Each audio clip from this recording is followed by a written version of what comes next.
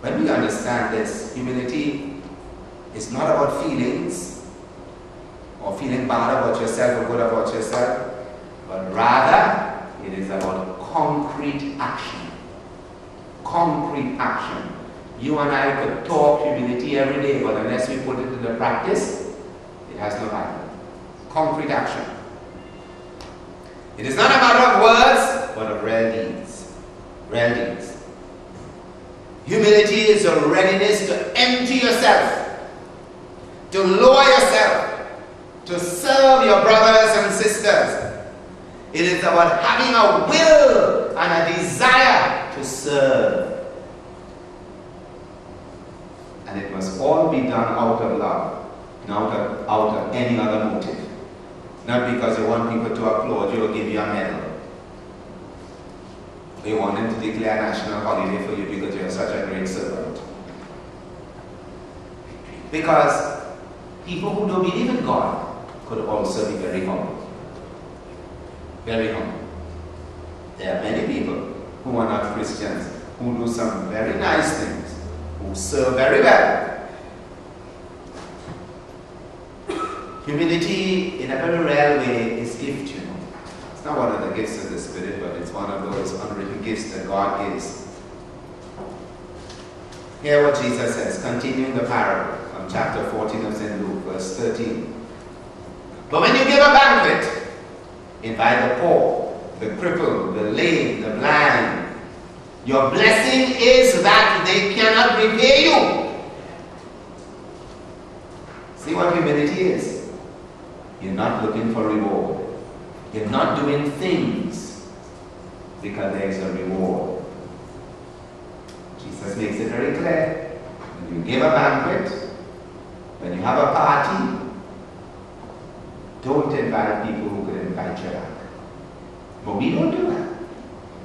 We don't do that.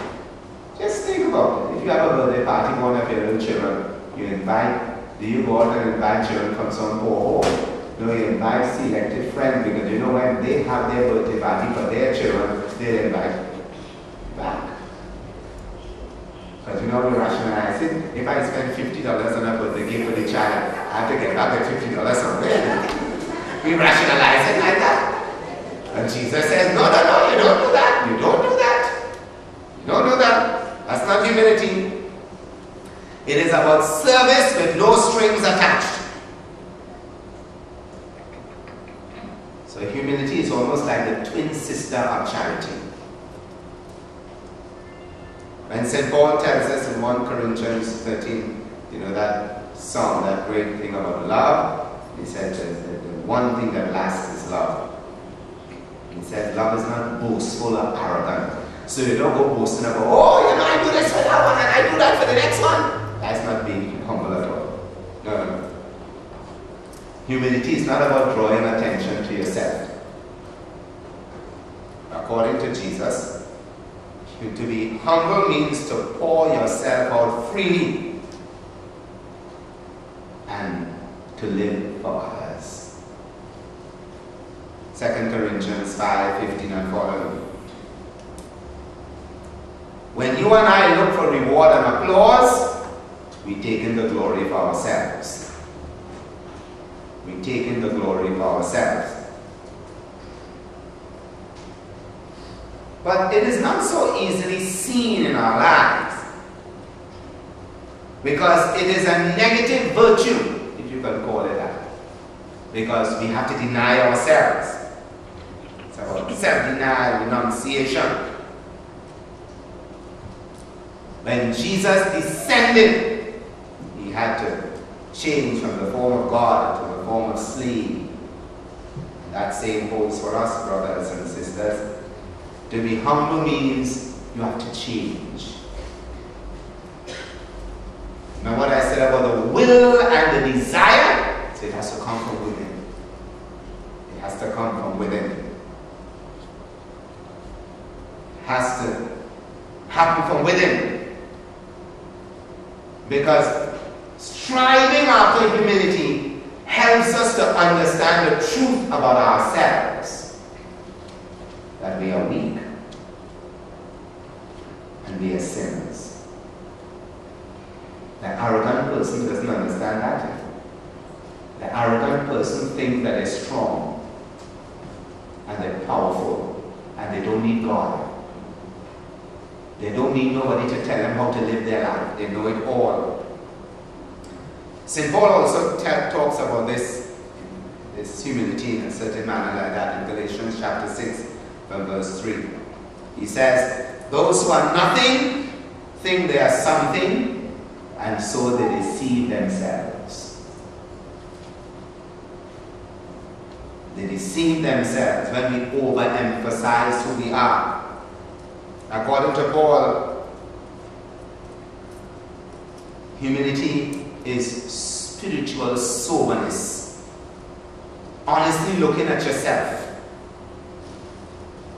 You don't get inflated egos, you know that term?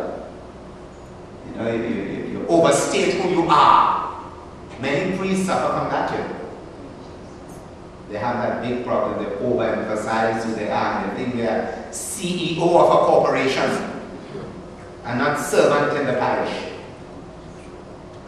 So they run the corporation. They run the corporation, you know, from their offices. And whenever I call any of these rectories here, you have a long line of numbers to press. Going to the Empire State Building, I call it. It's just a parish office. With a long line of numbers, you have to press this and press that and press the other, or hold. And when you hold for 6 minutes, nobody comes on. Then you start the whole process again. And it's the parish officer calling, not the Empire State Building. Overemphasizing who we are certainly doesn't reflect to the world that we are humble. I am sure it does wonders for you when you call the rectory and you hear the voice of the priest talking to you in person. That a message saying, Father is not available at this time. What you could be doing?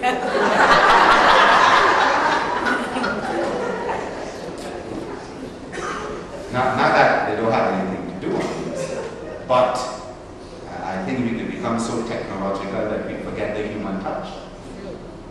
When you see a dealing with God, think the human touch is absolutely necessary. Absolutely necessary.